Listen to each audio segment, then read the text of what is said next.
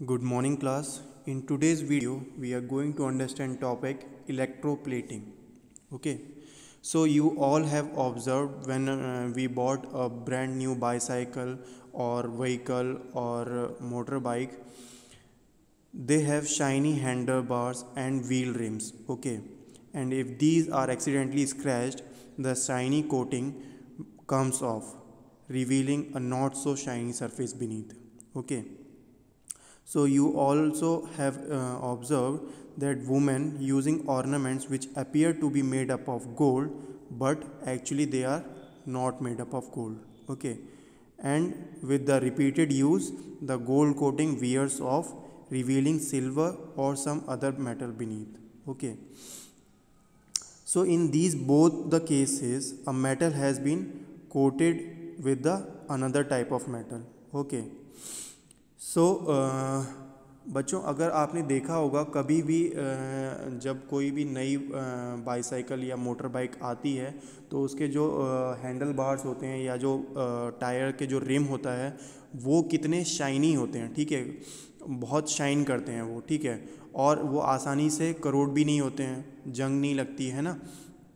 तो ऐसा क्यों होता है? क्या वो हम लोग ये सोच लेते हैं कि वो स्टील के बने हुए हैं, इसकी वजह से वो इतना शाइन कर रहे हैं और आसानी से करोड नहीं हो रहे हैं, बट एक्चुअली में ऐसा नहीं होता है क्योंकि स्टील बहुत महंगा होता है, ठीक है। तो वो सारा जो पार्ट है वो स्टील का नहीं बन सकता है, ठीक है, क्योंकि अगर स्टील का बनाया भी जाएगा तो वो उसका जो कॉस्ट है वो बहुत ज़्यादा एक्सपेंसिव हो जाएगा, ठीक है। So those parts are not made up of steel. Okay, but तो वो कैसे बनता है, कैसे इतना शाइनी होता है? Actually those handlebars, or if we talk about rims of the vehicle or bike, they are made up of iron. Okay, and iron is very cheap as compared to the steel or other metal. If we talk about chromium, ठीक है, तो iron तो बहुत cheap होता है, तो इसी की वजह से आयरन को यूज़ किया जाता है क्योंकि आयरन हार्ड है और चीप है। बट वो इतना शाइनी कैसे हो जाता है? शाइनी वो इसलिए हो जाता है क्योंकि उसके ऊपर दूसरे मेटल की डिपॉजिटिंग होती है, ठीक है, दूसरे मेटल की लेयर की डिपॉजिटिंग होती है, ठीक है।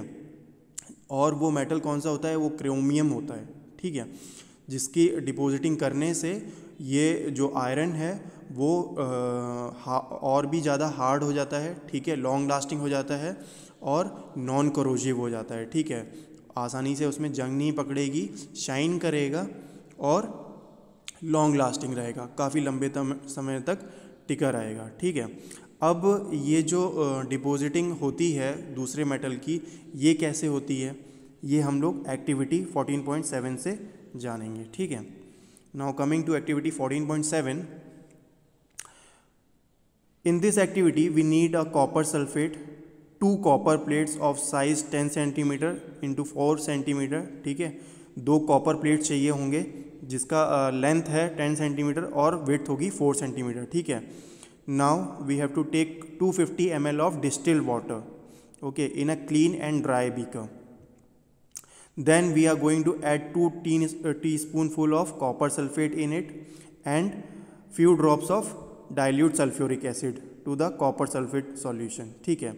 अब हम लोगों को क्या करना है कि हम लोगों को 2 कॉपर रॉड्स लेने हैं जिन्हें हम लोग इलेक्ट्रोड्स बोलेंगे, ठीक है, जिनका साइज़ 10 सेंटीमीटर लेंथ होनी चाहिए और 4 सेंटीमीटर उसकी विड्थ होनी चाहिए।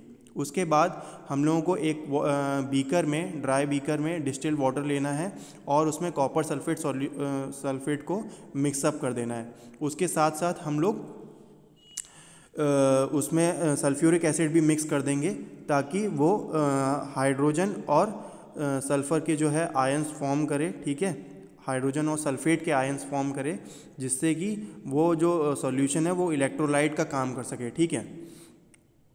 Now rinse them with water and dry them, connect the copper plates to the terminals of the battery and immerse them in the sulphate solution, copper sulphate solution. Okay, तो ये हम लोग यहाँ पे इसका फिगर देख सकते हैं, figure 14.7, a simple circuit showing a electroplating, ठीक है। तो ये हमारी कॉपर प्लेट्स हैं, ठीक है, 2 कॉपर प्लेट्स हैं जो इलेक्ट्रोड का काम कर रहे हैं, ठीक है। ये वाली जो कॉपर प्लेट है वो है कैथोड, ठीक है, because it is attach to the positive terminal and ये वाली जो कॉपर प्लेट है वो होगी एनोड, ठीक है, because it is connected to the negative terminal. इनका साइज़ मैंने आपको बता दिया, 10 सेंटीमीटर इसकी लेंथ है और 4 सेंटीमीटर विड्थ है, ठीक है। अब ये हमारे पास बीकर है, ठीक है, ये बीकर है हमारा और इसमें कॉपर सल्फेट सॉल्यूशन मिलाया गया है, ठीक है, कॉपर सल्फेट मिलाया गया है वाटर के साथ, तो कॉपर सल्फेट सॉल्यूशन बन गया है और इसमें सल्फ्यूरिक एसिड को भी ऐड किया गया है to make this solution as a electrolyte solution, ठीक है। अब जब ये सर्किट को ऑन किया जाएगा, ठीक है, तो यहाँ से इलेक्ट्रॉन्स फ्लो होना शुरू होंगे, ठीक है। इलेक्ट्रॉन्स जब फ्लो होंगे और जो हमारा जो सॉल्यूशन है इसमें करंट आने लग जाएगा, तो इलेक्ट्रोलाइट सॉल्यूशन अपना काम करेगा और जो हमारा सॉल्यूशन है जिसमें कि कॉपर सल्फेट मिक्स है, CuSO4 मिक्स है, वो उसको ब्रेक कर देगा, ठीक है। और जब ये ब्रेक हो जाएंगे तो ये आयंस बन जाएंगे। कैसे आयंस बनेंगे? Cu2+, okay, and SO4 2-। इस फॉर्म में दो अलग अलग टाइप के आयंस बन जाएंगे, ठीक है। अब जो कॉपर के आयंस हैं, क्योंकि कॉपर के ऊपर चार्ज कैसा है? पॉजिटिव चार्ज है, तो ये नेगेटिव टर्मिनल, नेगेटिव इलेक्ट्रोड की तरफ अट्रैक्ट होंगे। That means it will attract towards cathode, okay. तो जितना भी कॉपर का आयंस होंगे, जितना भी वाटर में कॉपर आयन होंगे, वो सारे के सारे इसके ऊपर जाके डिपॉजिट होने लग जाएंगे, ठीक है। That means the weight of cathode will rise up, okay, and it will become heavier because of the depositing the layer of copper on it, ठीक है। जैसे जैसे कॉपर के आयंस उसके ऊपर डिपॉजिट होते जाएंगे, वो कैथोड जो है वो भारी होता जाएगा, ठीक है, क्योंकि सारा जितना भी कॉपर था उसमें, वो सारा का सारा कैथोड के ऊपर डिपॉजिट हो जाएगा। वहीं पे अगर हम लोग बात करें, जो दूसरा हमारे पास एनोड है वो भी कॉपर का बना हुआ है ना।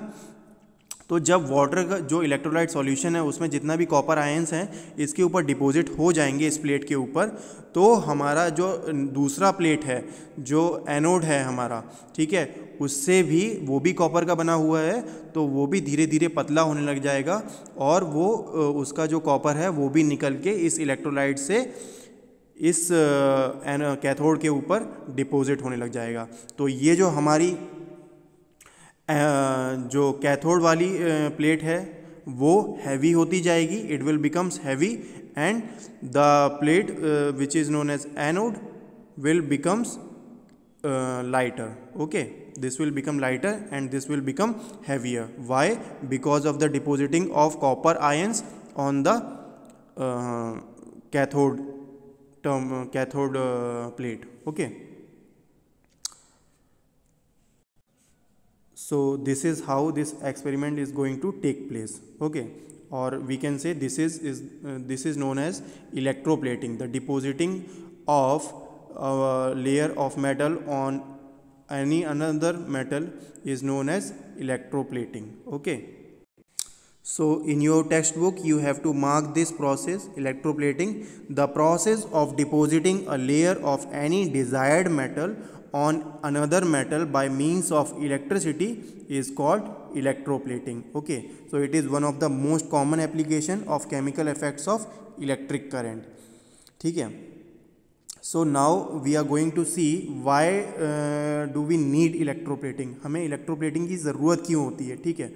हम लोगों को जैसे कि पता चल गया कि हम लोग जब भी एक अच्छे मेटल को की लेयर को जो एक्सपेंसिव है, लस्टरस है, नॉन करोसिव है, ठीक है, उसको हम लोग जब दूसरे मेटल के ऊपर डिपॉजिट करते हैं इलेक्ट्रिसिटी के through the electrolyte solution, that process is known as electroplating.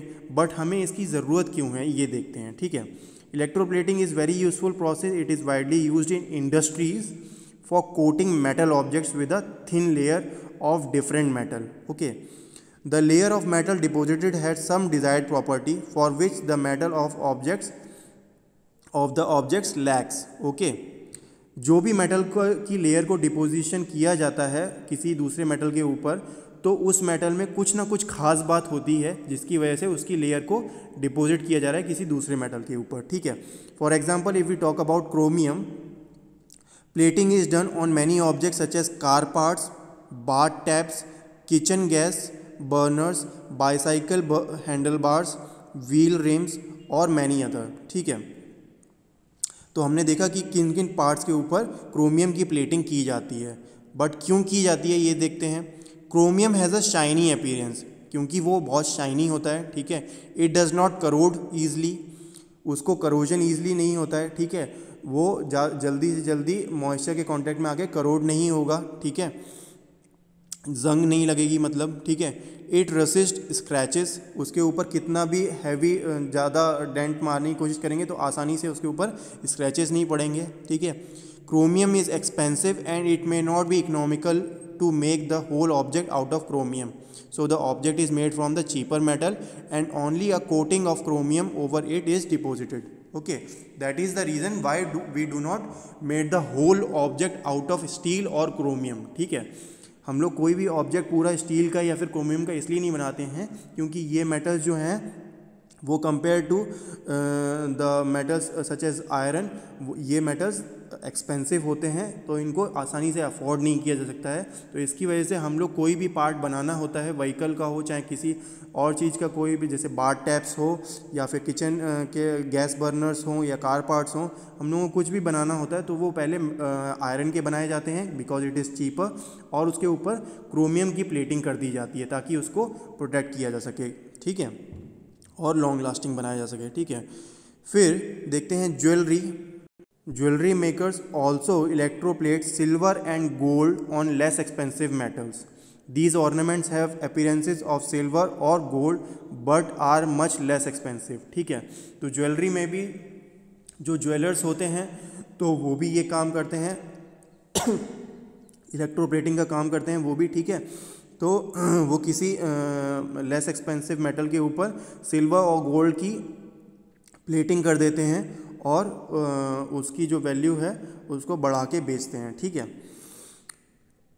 Next, tin cans use for storing food are made by electroplating tin onto iron, ठीक है। आपने जो कोका कोला की या फिर पेप्सी वगैरह की कैंस देखी होंगी, ठीक है, जो डाइट कोक वगैरह की जो कैंस आती हैं तो उसमें भी जो है आयरन मेटल के ऊपर टिन की कोटिंग होती है, ठीक है। ऐसा क्यों किया जाता है? क्योंकि टिन जो है वो फूड से रिएक्ट नहीं करता है और कोई भी केमिकल प्रोसेस टेक प्लेस नहीं करेगा, ठीक है।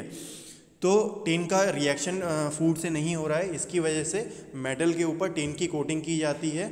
और अगर हम लोग सिर्फ टिन की कोटिंग नहीं करेंगे, उसको मेटल का ही कैन बनाएंगे, आयरन का ही कैन बनाएंगे, तो फिर बहुत चांसेस हैं कि जो अगर वो जो लिक्विड या फिर जो फूड मटेरियल जो भी हम लोगों ने उस कैन के अंदर प्लेस किया है वो लिक्विड फॉर्म में होगा, और जैसे ही आयरन जो है हमारा वो लिक्विड के कांटेक्ट में आता है तो वो करोड होना शुरू हो जाता है और उसमें जंग लग जाएगी, जिससे कि अगर हम लोग वो वाला फूड कंज्यूम करेंगे, जंग वाला करोजन वाला फूड अगर कंज्यूम किया जाएगा तो ऑब्वियस से चांसेस हैं कि हम लोग बीमार पड़ जाएंगे। तो इसकी वजह से आयरन के ऊपर टिन की कोटिंग की जाती है ताकि वो किसी भी फूड आइटम से रिएक्ट ना कर सके, ठीक है। Next, iron is used in bridges and automobiles to provide strength, however iron tends to corrode and rust, so a coating of zinc is deposited on the iron to protect it from the corrosion and formation of rust, ठीक है। जो बड़े बड़े bridges, heavy bridges बनाए जाते हैं उसमें भी आयरन का यूज़ किया जाता है, बट उसके ऊपर भी जिंक की कोटिंग की जाती है ताकि वो काफ़ी लंबे टाइम तक उसको रस्टिंग और करोजन से बचा सके, ठीक है, और वो ब्रिजेस जल्दी गिरे ना, ठीक है। So now we have completed this whole chapter. I hope you understood each and every point of this chapter. If you have any doubt, you can ask me.